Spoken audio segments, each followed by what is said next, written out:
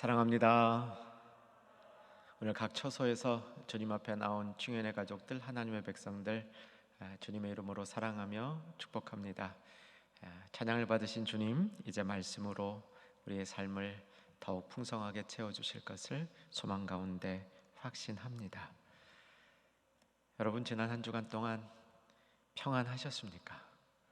평안하지 못한 분들도 제법 계시리라 생각이 듭니다.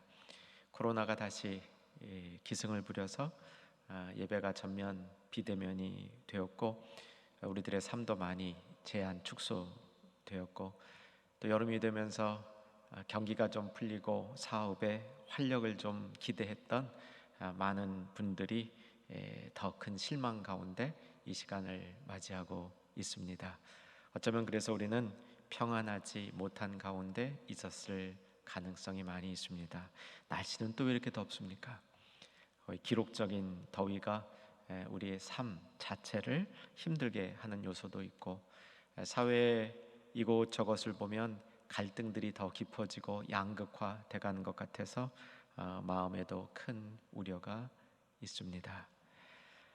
예수님이 우리의 화평이 되어 주셨습니다.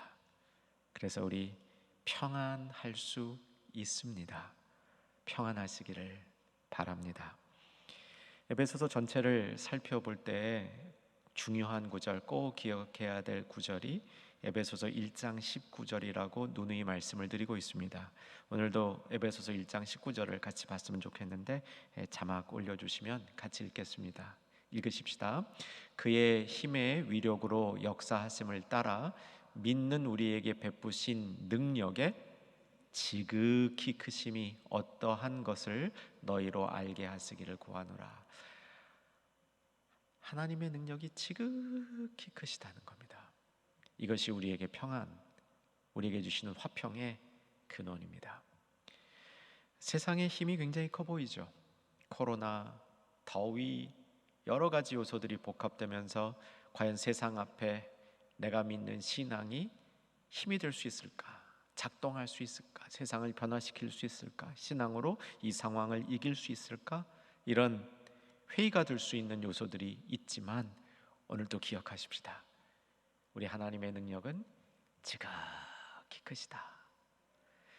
바울은 에베소 성도들에게 이 말씀을 드리는데 여기에는 문화적 배경이 있습니다. 에베소에는 문화적인 특징이 하나 있었는데, 에베소와 고린도의 크게 다른 점은 둘 다 우상 숭배가 창궐하던 도시였는데, 고린도는 잡우상들이 많았습니다. 우상의 종류들이 굉장히 많은 반면 에베소에는 하나의 우상이 압도하고 있었습니다. 그 우상을 아데미 여신이라 그러고, 아데미 여신전이 에베소의 중심, 백곡과 같은 위치에 있었습니다. 최근 독일학자들이 에베소 고대 도시를 면밀하게 연구했는데, 이런 건축학적으로 볼 때 에베소 고대 도시에 백곱의 아데미 신전이 있었다. 아데미 신전의 그 거짓 우상의 영성이 에베소 전체를 지배하고 있었다, 이렇게 볼 수 있는 겁니다. 그 아데미 여신이 굉장히 컸습니다. 그 신전이요, 한번 보여드릴게요. 사진 보시기 바랍니다. 이건 이제 모형도인데 제 판단에는 실제로 보면 저거보다 더 압도적이었을 것 같아요. 세계 7대 불가사의 중에 하나인 건물이었습니다. 저 안에 이제 여신상이 있는데 여기서는 안 보이죠? 그 여신상이 그 공간을 거의 꽉 채우는 큼지막한 거였습니다. 그 여신이 크다, 이렇게 인식이 되어 있었던 것이죠.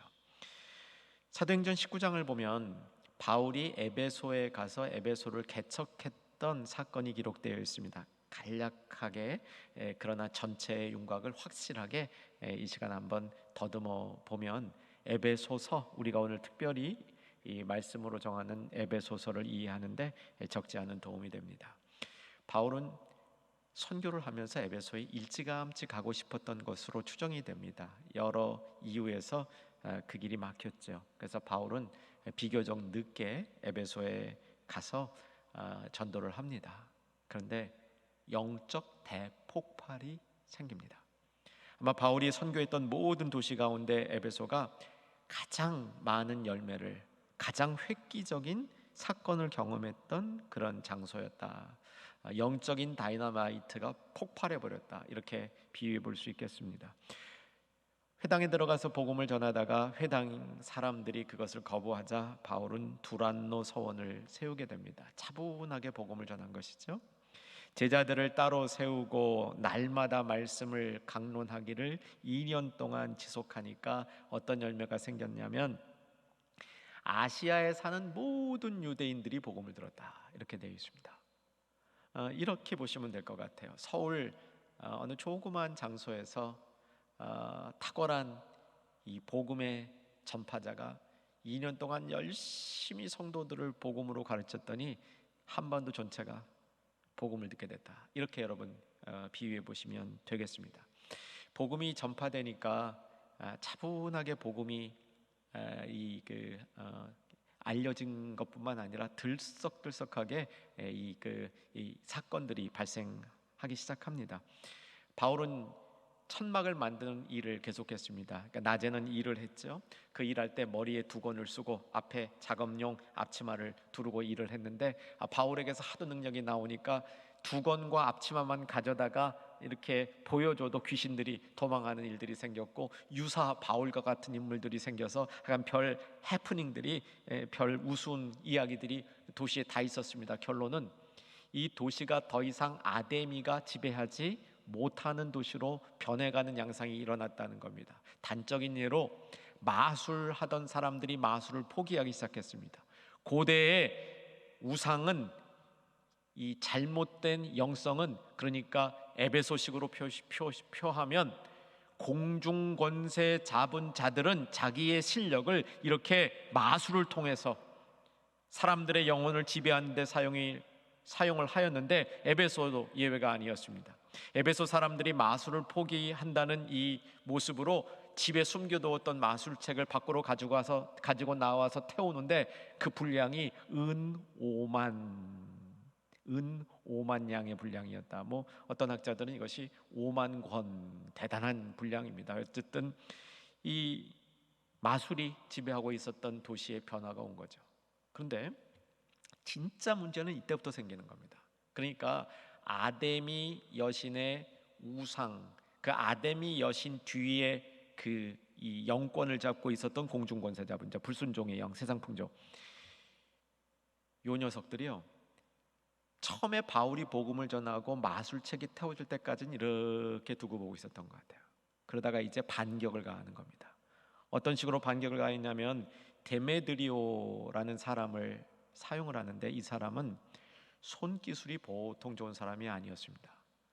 아까 보여드렸던 아데미 신전 안에 큰 우상이 이렇게 세워져 있는데 그 우상을 작은 그 사이즈로 필요한 사이즈만큼 계속 만들어내는데 워낙 기술이 좋아서 아시아 전체가 그 사람이 중심이 된 이 그룹의 이 세공들이 만드는 우상을 사서 썼던 겁니다. 엄청나게 부를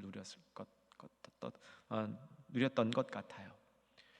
근데 바울이 손으로 만든 건 다 우상이다. 하나님은 손으로 만든 것 안에 계시지 않는다. 이렇게 가르쳤잖아요. 그러니까 바울의 복음을 들었던 사람들은 우상을 더 이상 사지 않은 것이고 사업이 크게 어려워지니까 선동을 하는 겁니다. 바울을 죽이려고. 어떻게 선동했냐면 자기네들끼리 모였을 때는 우리 다 망하게 됐다 선동하는데 많은 사람들이 모였을 때는 딱 그룹을 가르는 거예요. 지금 우리 도시에 와서 복음을 전하는 저 바울이란 사람을 봐라. 저들은 유대인이다. 우리 에베소 사람이 아니다. 밖에서 굴러온 돌이 이상한 가르침을 주면서 우리의 생업을, 우리의 문화를, 우리의 종교를 위협하고 있다. 그러니까 사람들이 다 거기에 그 말을 듣고 그 선동에 합류하기 시작한 겁니다. 그 선동이 합류되었을 때 에베소에 큰 연극장이 있거든요. 한 2만 명 들어간 연극장이 있는데 거기에 사람들이 죄다 모여가지고 뭘 했냐면 크다 아데미여, 크다 아데미여를 외쳐댄 겁니다. 저는 이 장면을 생각해 보면요, 완전히 이것은 사탄의 나라의 권기 대회를 하는 것 같아요. 그냥 큰 스테디움에 수만 명 사람이 모여가지고 2시간 동안 크다 아데미여 크다 아데미여 하고 외쳐대면요, 그 도시가 다 들썩들썩 했을 것 같아요. 이게 공중권세 잡은 자가 자기의 힘을 보여주는 겁니다. 큰 힘처럼 보여주는 것이죠. 사랑하는 여러분, 이 힘에 압도되지 않는 우리 시대의 복된 성도 되시기를 소망합니다. 에베소서는 그걸 가르쳐주고 있는 겁니다. 그 힘보다 훨씬 큰 힘이, 에베소서 1장 19절, 하나님의 능력은 그거보다 훨씬 더 커서 아데미를 외쳐대던 그 힘이 인간의 눈에 보기에는 대단해 보이지만 하나님 보시기에는 아무것도 아니다라고 얘기하는 거예요. 자, 에베소서의 원리로 다시 한번 돌아옵니다. 그 하나님의 크신 능력이 어디에 나타납니까? 그리스도 예수 안에. 오직 그리스도 예수 안에 하나님의 능력의 강력함이 다 합축되어 있어요. 그래서 그 안에 거하면 되는 겁니다. 그 안에 거해서 우리가 구원을 얻고, 그 안에 거해서 우리가 평안을 얻고, 그 안에 거해서 우리가 은혜를 누리게 된다. 이게 바울의 기본 논지이죠. 자, 그러면서 이제 오늘 본문 속으로 들어와 보면, 본문의 바로 앞에 에베소서 2장 1절에서 10절 우리가 2번 말씀을 들었는데, 거기랑 또 한번 연결해 봅니다. 에베소서 2장 처음에는 허물과 죄로 우리가 죽었는데 그걸 살리셨다. 이게 하나님 능력의 강력함이라 말씀을 드렸습니다. 죽었던 것을 살렸다. 그리스도와 함께, 그리스도 안에서. 그런데 이 부분까지는, 오늘 본문 전까지는 우리를 살리신 것이, 우리를 살리신 하나님의 능력이 은혜라고 설명을 합니다. 은혜. 우리 지난주 말씀을 한번 다시 기억해 보면 5절을 보시면, 허물로 죽은 우리를, 2장 5절입니다. 그리스도와 함께 살리셨고, 괄호가 나오죠. 찾으신 분들 같이 읽어주시기 바랍니다. 너희는 은혜로 구원을 받은 것이라. 또 함께 일으키사 그리스도 예수 안에서 함께 하늘에 앉히시니. 또 같이 읽으십시다. 이는 그리스도 예수 안에서 우리에게 자비하심으로써 그 은혜의 지극히 풍성함을 오는 여러 세대에 나타나려 하심이라. 그리고 8절 하이라이트죠. 다 8절 좀 크게 읽으십시다. 너희는 그 은혜에 의하여 믿음으로 말미암아 구원을 받았으니 이것은 너희에게서 난 것이 아니요 하나님의 선물이라. 이렇게 하나님의 크신 능력이 죽었던 우리를 예수 그리스도와 함께 살리셨는데 그게 은혜라 하고 선포하고 있는 겁니다. 자, 오늘의 말씀은 이 내용을 물고 발전시켜 나가는 겁니다. 어떻게 이 내용이 더 확장되는지 살펴보겠습니다. 11절하고 12절은 여전히 죽었던 우리의 모습입니다. 죽었던 우리의 모습을 어떻게 표현하냐면, 앞에서는 허물과 죄로 죽었었다. 강력한 힘, 세상 풍조, 공중권세 잡은 자의 세력, 불순종의 영, 거기 우리 육체까지 포함돼서 꼼짝 못하고 죽었었다, 이렇게 설명하는데, 11절과 12절은 우리의 죽었던 모습을 그리스도 밖에 있었다. 여러분, 우리 영적으로 죽은 모습을 표현하는 굉장히 좋은, 이 영적인으로 죽은 모습을 우리가 이해할 수 있는 좋은 방법이 뭐냐면 관계의 단절이에요. 하나님과의 관계의 단절이 영적으로 죽은 모습입니다. 이 관계의 단절이라는 것은 거리가 생겼다는 거예요. 하나님 관계권 안에서 밖으로 나가버렸다는 겁니다. 하나님과의 거리가 멀어졌다는 겁니다. 그래서 하나님의 영향력이 미치지 않는 곳까지 멀어졌다는 거죠. 12절을 보시면 그 멀어진 상태를 5가지로 표현하고 있는 겁니다. 너희는 그리스도 밖에 있었고 이스라엘 나라 밖의 사람이라. 약속의 언약들에 대해서는 외인이요 세상에서 소망이 없고 하나님도 없는 자더니, 죄다 없고 외인이고 밖에 있고 배제되었고 고립되었고 단절되었고, 이 모든 것들은 하나님과의 관계가 깨어지고 끊어진 상태를 보여주는, 이것이 또 다른 모습의 죽음이라는 겁니다. 사랑하는 여러분, 지난 한 주간 힘드셨습니까? 힘드셨어도요, 주님과의 관계는 꼭 붙들고 있기를 주 안에서 소망합니다. 그 관계가 멀어지고 끊어지고 약해졌다면 이 시간 다시 한번 주님과의 관계를 잘 회복하는 복된 중연의 가족들, 하나님의 백성들 되기를 주 안에서 소망합니다. 13절은 이제 죽었다가 살아나는 모습이죠. 죽었다 살아나는 모습이니까 관계가 이어진 겁니다. 근데 관계가 이어졌다 이렇게 표현하지 않습니다. 밖에 있던 너희가 안으로 들어왔다 이렇게 표현하지 않고요, 이 모든 것들을 한마디로 뭉뚱그려서 가까워졌다 이렇게 표현합니다. 그래서 영적으로 관계가 하나님과 맺어진 상태를, 좋은 관계가 맺어진 상태를 하나님과 가깝다 이렇게 표현하는 겁니다. 오늘 이 표현을 마음속에 가까이 두시기를 주 안에서 소망합니다. 13절을 읽어보십시다. 같이 읽겠습니다. 이제는 전에 멀리 있던 너희가 그리스도 예수 안에서 그리스도의 피로 가까워졌느니라. 여러분, 우리 신앙을 점검하는 그 방법에 신앙이 좋다 나쁘다 좀 주관적인 기준이에요. 신앙이 좋다 나쁘다, 뭐가 좋고 뭐가 나쁜지 우리가 알 길이 좀 모호하죠. 믿음이 크다, 믿음이 적다, 요건 조금 객관성이 있지만 역시 좀 모호한 데가 있습니다. 그래서 우리 신앙을 점검할 때 주님과 가까이 있는가 멀리 있는가, 내가 주님과 관계가 지금 단단히 이어져 있는가 아니면 관계가 거의 끊겨 있는가, 이렇게 점검하는 것이 더 효과적인 점검이 될 수 있다는 겁니다. 자, 이제 요약해 봅니다. 바로 앞선 본문에서는 하나님의 능력이 죽었던 우리를 살리셨는데 그게 은혜다. 지금은 하나님의 능력이 죽었던 우리를 살리셨는데 하나님을 가까이 하게 만든 거다, 이겁니다. 그리고 하나님을 가까이 한다는 게 뭐냐? 우리의 신앙에 하나님을 가까이 하는 것은 매우 중요한 일인데, 오늘 여러분, 내가 하나님을 가까이 하겠다 이 마음의 결심이 지금 서 계셔야 하는데, 이제 그렇다면 하나님을 가까이 하는 것이 어떤 것이냐? 조금 더 구체적인 교훈을 필요로 한다면 그것은 하나님이 우리를 화평케 하셨다, 그리스도를 통하여 그리스도께서 우리를 화평케 하시고 평안케 하셨다, 이 가르침하고 연결하라는 겁니다. 그래서 사랑하는 중연의 가족들, 말씀 가운데 지혜를 얻기를 소망합니다. 어떤 지혜를 얻어야 되냐면 하나님을 가까이 하는 일이 하나님이 주신 화평을 누리는 길이다. 우리는 하나님이 우리에게 그리스도 예수를 통해서 주신 그 화평, 평안함을 내 마음속에 잘 유지하고 그것을 잘 활용함으로 하나님과 가까이 있을 수 있다.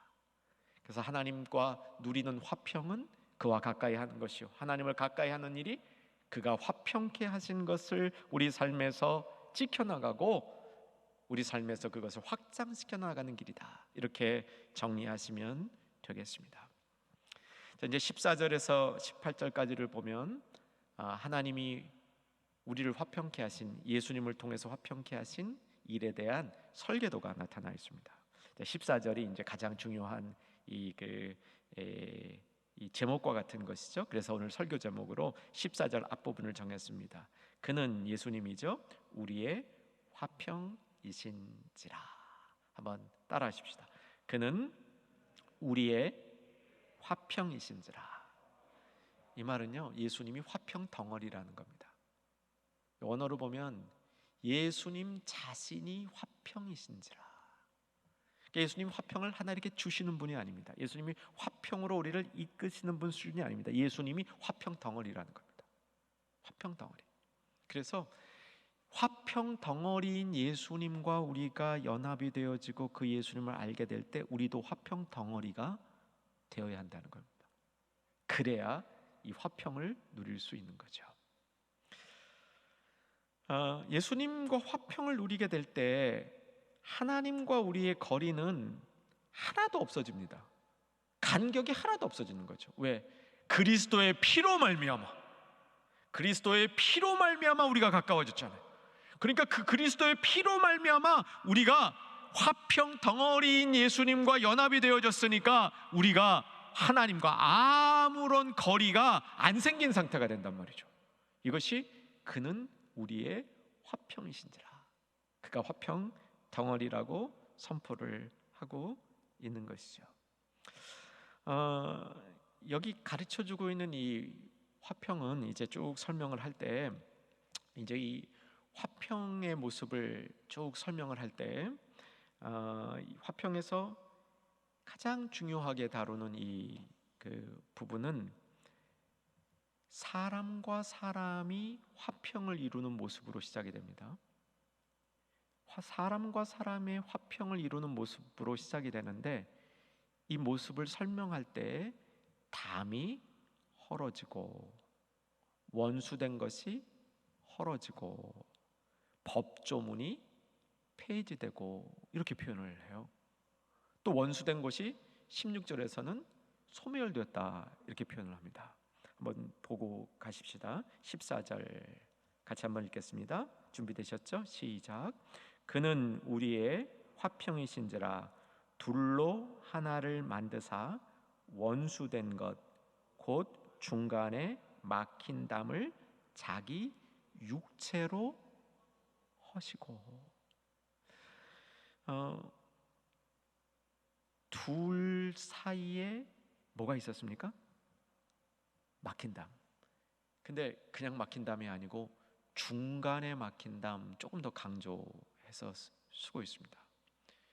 여러분, 우리가 주님과 정말 가까워지려면은요, 사람 사이에서 막힌 담을 허물어야 됩니다. 왜냐하면 우리는 주님과 가까워지는 것이 나와 주님 사이만 생각을 해요. 근데 오늘 본문이 주는 것은 정말 하나님과 가까워지려면, 정말 예수님의 피로 가까워지려면 그것을 장애로 삼고 있는 것들이 사람 사이에 막힌 담들이라는 겁니다. 사람과 사이에 담이 생기면 그냥 사람과 관계가 막힌 것이 아니라 하나님과 가까이 가는 길이 막혀 있다, 이렇게 가르쳐주고 있는 겁니다. 오늘 이 말씀을 듣는 주님의 성도님들이 에베소서를 통하여 주시는 이 교훈을 꼭 받으시기를 주 안에서 소망합니다. 여러분, 내 안에 있는 담들을 허시기 바랍니다. 중간에 막힌 담, 이 말은 무슨 뜻이냐면 그냥 담이 정상적으로 있는 담이 아니라는 겁니다. 담이 사실은 필요한 부분이 있어요. 왜냐하면 우리가 보호를 받아야 될 부분이 있습니다. 그래서 담이 생긴 것이죠. 그런데 중간에 막힌 담은 보호가 아니라 단절을 의미하는 겁니다. 담은 어떤 경계를 위해서 필요한 부분이 있습니다. 그런데 중간에 막힌 담은 경계가 아니라 내가 더 높아져서 다른 사람이 나에게 접근해 오지 못하도록 다른 사람을 밀쳐내는 일이 이 담이라는 겁니다. 그런데 밖에서 보면 저 담 안으로 들어가고 싶은 사람이 또 얼마나 많겠습니까? 세상의 기득권자들이 담을 쌓고 기득권 안에 자기네들만 온갖 좋은 것을 누린다면 그 좋은 것을 나도 갖고 싶어하는 사람이 담 밖에서 얼마나 소외를 느끼겠습니까? 여러분, 어려운 시절에 자랄 때 학교에 가면 학교에 조금 부유한 아이들이 가지고 있는 것, 나도 저것 갖고 싶었는데 쟤네들만 가지고 노는 것, 저들이 가지고 노는 무리 속에 내가 못 들어가는 것 때문에 가슴 아파 본 적 없으십니까? 어떤 특권이 있는 그룹 속에서 나는 완전히 배제되었다는 사실 때문에 내 마음에 상처가 있었다면 담이 이 땅에 만들어 놓은 수많은 중간에 막힌 요소들이라는 거죠. 그리스도의 피로 가까워진 상태는 그저 내가 주여 주님 부르면 주님이 왜 그러느냐 라고 영적으로 주님과의 소통이 잘 되고 있는 것, 그 이상이라는 겁니다. 이 세상을 겹겹이 막아놓은 이 담들이 허물어져야 그리스도의 피값으로 이루어진 가까워짐이 그 모습을 드러낸다 볼 수 있는 것이죠. 원수된 것이라고 얘기합니다. 오늘 본문을 잘 보시면 14절에 둘로 하나를 만드사, 그 다음 원수된 것 곧 중간에 막힌 담을 자기 육체로 허시고. 우리 주님 참 급하셨습니다. 그의 피로 말미암아 가까워지고 그의 육체로 직접 하시고, 명령만 해도 될 텐데, 하러져라 그러면 될 텐데, 육체로 직접 원수된 것을 하셨다는 겁니다. 이게 원수됐다 이 말은 적대감을 의미하는데 이것은 아집스러운 우월주의를 말합니다. 사실 본문에서 둘이 하나가 된다는 것은 개인적으로 한 사람 한 사람이 연결되어진다 이것보다 더 큰 요구입니다. 유대인과 이방인이 그룹이, 유대인이라는 큰 그룹과 이방인이라는 큰 그룹이 하나 되는 것을 의미하죠. 당시에 유대인과 이방인이 하나 된다는 것은 지금 우리 사회 속에서 서로 적대감을 가지고 있는 두 생각, 좌파냐 우파냐, 이런 것보다 훨씬 극복하기 어려운 장벽이었을 것입니다. 그런데 그 둘을 허무는 일을 예수님의 육체로 그의 피로 감당하셨다, 이렇게 선포하고 있는 것이죠. 적대감은 우월주의라고 말씀드렸습니다. 인종우월주의가 만든 결과를 한번 생각해 보십시오. 철저한 계급사회가 만든 처참함은 쉽게 그 아픔을 헤아릴 수 없을 정도로 큰 것입니다. 원수가 되게 하는 우월감에는 남에 대한 자의적이며 고집스러운 판단이 필수적으로 담겨 있습니다. 유대인들은 율법을 중심으로 이런 우월감을 이방인들에게 대해서 갖고 있었습니다.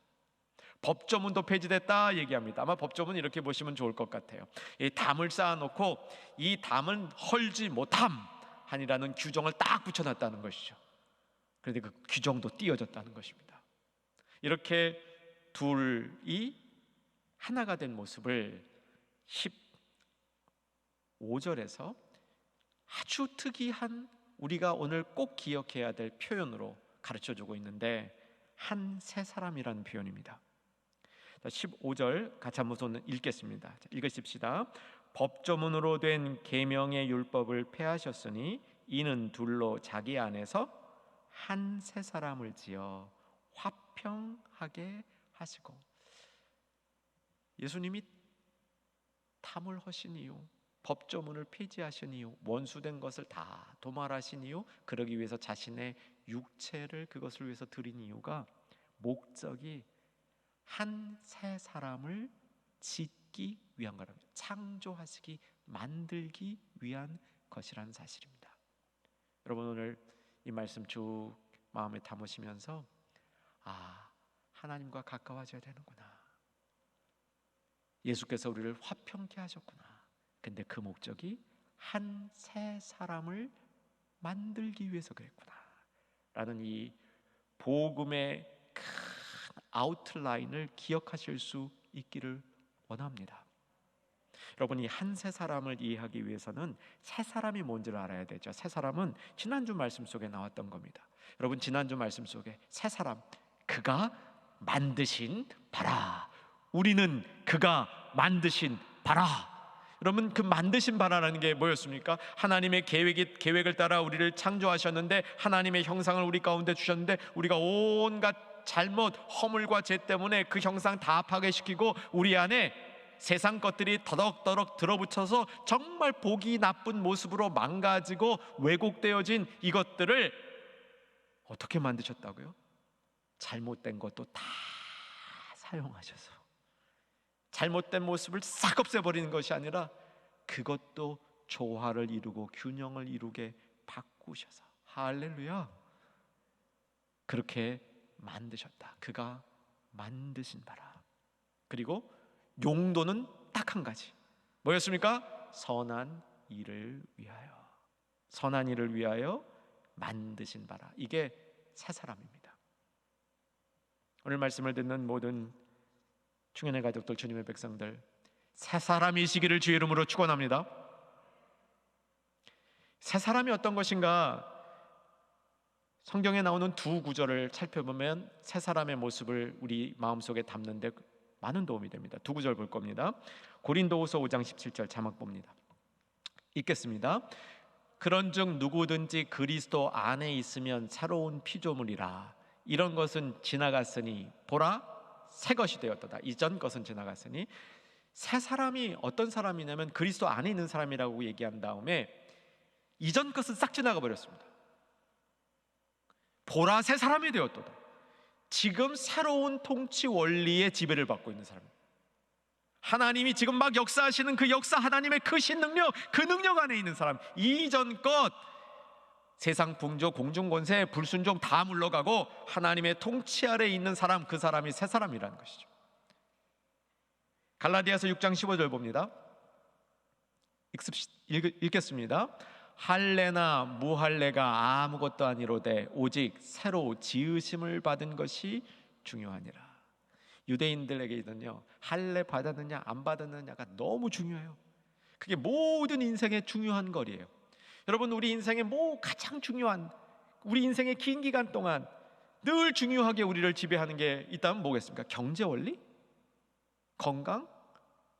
우리 인기? 이런 걸까요? 유대인들에게는 할례 받았느냐 안 받았느냐. 근데 바울이 뭐라고 얘기하냐면, 성경이 뭐라고 얘기하냐면, 그런 거 하나도 중요하지 않다는 거예요. 진짜 중요한 것은 새 사람이 되었느냐 안 되었느냐, 그게 중요하다는 겁니다. 여러분, 바뀌십시다. 내가 새 사람이 되었느냐 안 되었느냐, 이것이 중요한 가치관으로 바뀌는 저와 여러분 되기를 주 안에서 소망합니다. 그런 바뀐 가치관을 갖고 있는 사람이 새 사람입니다. 그런데 오늘 본문에서 바울이 강조하고 있는 바는 새 사람을 입은 사람끼리 한 새 사람이 되어야 된다는 거예요.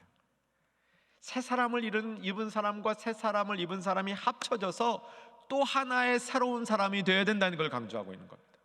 이게 새 사람의 임무입니다. 나 혼자 새 사람이 되는 것으로 끝나서는 안 되고, 다른 새 사람들과 합쳐져서 한 새 사람이 되어야 된다는 것이죠. 믿지 않은 사람이 새 사람이 되도록 해서 그 새 사람과 내가 한 새 사람이 되어야 된다. 이것이 그리스도가 우리의 화평이신지라, 이 말씀을 아멘으로 받는 사람들이 해야 될 바라는 것이죠. 그가 만드신 바 선한 일을 위하여 지음 받으신 사람들이 해야 될 목표가 내가 새 사람이 된 것으로 끝나는 것이 아니라 한 새 사람을 이루어야 된다, 이렇게 발전시켜 나가는 겁니다. 근데 그 한 새 사람 되는 게 참 어려운 것 같습니다. 그냥 내가 잘 믿는 사람이랑 하나 되라, 그것도 때로는 어려운 것 같아요. 믿는 사람들끼리 하나 되는 것도 참 어려운 것 같습니다. 믿는 사람끼리 하나 되는 게 어려운 것이 기초적으로 새 사람의 능력이 잘 안 나타나요. 기초적으로 새 사람의 능력은 뭐냐면, 이 사람이 완전히 새롭게 됐고 이 사람이 완전히 새롭게 됐기 때문에 각자 자아가 없으니까 합쳐지면 쉽게 하나가 돼요. 근데 우리 잘 안 되잖아요. 합쳐지려고 그러면 또 내가 살아있고, 나 중심으로 저 사람이 나에게 맞춰주는 거, 그걸 우리가 합치는 거라고 얘기하죠. 아니면 그냥 서로의 그 개성들이 살아있는 상태에서 그걸 그냥 같이 이렇게 좀 있는 거, 이걸 하나됨이라고 얘기하는데, 성경은 그거보다 더 많은 걸 우리에게 기대하시는 것이죠. 한 새 사람 되기가 참 어려워서 바울이 그 다음에 얘기해 주는 것이 16절입니다. 한 새 사람이 되기를 어렵다고 생각하시는 분은 16절의 가르침으로 한 번 더 교훈을 삼으라 하는 것이죠. 16절 읽을 준비 되셨죠? 읽겠습니다. 또 십자가로 이 둘을 한 몸으로 하나님과 화목하게 하려 하심이라. 원수된 것을 십자가로 소멸하시고. 세 사람끼리 화목하는 게 한 세 사람인데, 이게 잘 안 될 때 뭐를 생각하라 그러냐니까, 하나님과 화목해야 된다는 사실을 생각하라는 겁니다. 하나님과 화목하라. 하나님과 화목하는 것은 사실은 이 성경에 자주 나오는 표현이 아닙니다. 하나님과 화목하려면 하나님이 우리에게 손을 내밀어 줘야 화목이 됩니다. 내 힘으로 절대로 안 돼요. 그러니까 내 힘으로 할 생각 말고 하나님과 내가 화목되어져야 되는 것이 얼마나 중요한지를 생각하면 그 다음에 사람과 화목할 수 있다, 이렇게 교훈하는 겁니다. 여러분, 인생에 담이 유독히 많으신 분들, 이 말씀을 복음으로 받으시기를 주 안에서 권합니다. 인생의 원수된 적대감이 의외로 많으신 분들, 여러분, 이 복음이 필요합니다. 거기에 법조문까지 다 붙여놨어. 그냥 자기 나름대로 이론으로 무장해서 이 담은 헐면 안 돼, 이 적대감은 깨트리면 안 돼. 이렇게 법조문을 터덕터덕 붙여놓으신 분들, 사람과 화평하지 못하는 것이 하나님과의 화목을 이룰 수 없다는 사실을 기억할 수 있기를 바랍니다. 원수된 것을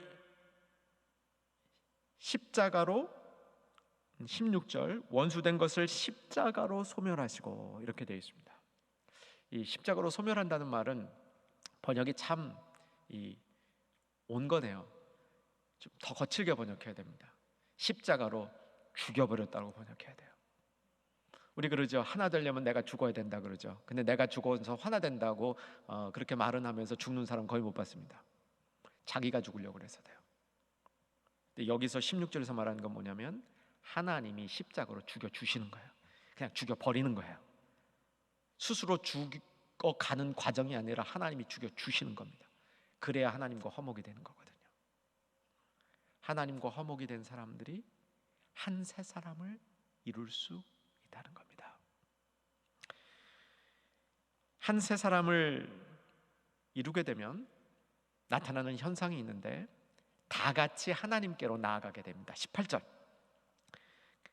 이는 그로 말미암아 우리 둘이 한 성령 안에서 아버지께 나아감을 얻게 하려 하심이라. 한 새 사람을 입은 사람들은 하나님께 나아감을 얻습니다. 여기 나아감이라는 말은 크게 두 가지 의미가 있는데, 하나는 왕 앞에 갈 수 있도록 소개를 받은 게 나아감을 얻었다는 말입니다. 다른 말은 어느 장소든지 자유롭게 접근할 수 있도록 허락받았다, 이게 나아감이에요. 그러니까 하나님 보좌 앞에 자유롭게 나아감을 얻는 것, 이게 이제 나아감을 얻었다는 말이 되며, 동시에 하나님께로부터 소개를 받아서 나아갈 때 뻘쭘하게 나가는 것이 아니라 소개장 들고 나아간다, 이런 의미입니다. 그런데 그러려면 새 한 사람을 이루어야 된다는 겁니다. 나 혼자 하나님께 자유롭게 나오라는 것을 기대하는 것이 아니고 새 한 사람을 이루어서 같이 나오라고 하나님이 기대한다는 겁니다. 이것이 진정한 화평의 목적이고, 이것이 진정한 하나님과 가까워져 있는 사람들이 행하여야 할 임무라는 것이죠. 여러분, 저는 저와 여러분이 정말 하나님과 가까워지기를 소망합니다. 시편 기자의 말처럼 하나님을 가까이 함이 내게는 복이라. 우리가 정말 하나님과 가까워져야 되죠. 그런데 그 하나님과 가까워지는 우리의 모습은 나 혼자 주님 앞에 친밀한 관계를 은밀하게 누리는 것이 아니라 한 새 사람을 이루어서 같이 나아감을 얻고 경험하고 이루는 것이라는 뜻입니다. 이제 말씀을 정리합니다. 이것을 위해서 17절에 보면 예수님이 화평이신지라, 14절, 그는 우리의 화평이신지라, 이렇게 끝나는 게 아니고 17절을 보니까 화평이신 예수님이 직접 오셨습니다. 오셔서 먼 데 있는 너희에게 평안을 전하시고 가까이 있는 자들에게도 평안을 전하시고, 그래서 둘이 함께 나아감을 얻게 하려 하심이라, 이렇게 선포하는 것이죠. 가까운 데도 화평을 전하셨습니다. 본문에서는 유대인들에게도 화평을 전하셨다, 이렇게 뜻하는 바이지만, 오늘 혹시 내가 주님 앞에 가까이 있다고 생각하시는 분들, 그분들에게도 너 조심하라, 너도 더 가까이 나한테 나와라, 네가 가까이 있다 그러는데 정말 화평을 이루고 살고 있니? 정말 평안을 누리고 살고 있니? 이 도전을 주셨다는 겁니다. 오늘 말씀을 요약합니다. 하나님은 능력이 크십니다. 그 크신 능력 때문에 우리가 살 수 있습니다. 그 크신 능력으로 우리에게 은혜를 주셔서 예수님과 연합하게 하셨을 뿐만 아니라 그 예수님을 우리에게 화평으로 주셔서 하나님과 더 가까이 있게 하고 한 새 사람을 이루어서 다 같이 주님 앞에 나오라는 명령과 특권을 주셨습니다. 나 혼자 그 강력함을 누릴 것이 아니라 새 사람 된 우리가 한 새 사람을 이루어서 주님 앞에 함께 나아가는 축복이 저와 여러분과 우리들의 가정, 교회에 있기를 주의 이름으로 축원합니다. 기도하겠습니다. 한 세 사람을 이루신 주님 감사합니다. 주의 기대를 따라 우리가 주님과 화평을 이루게 하시고 사람과 화평을 이루게 하시고 주님 가까이 있음에서 조금도 이탈하지 않을 수 있도록 역사하여 주시옵소서. 예수님 이름으로 기도하옵나이다. 아멘.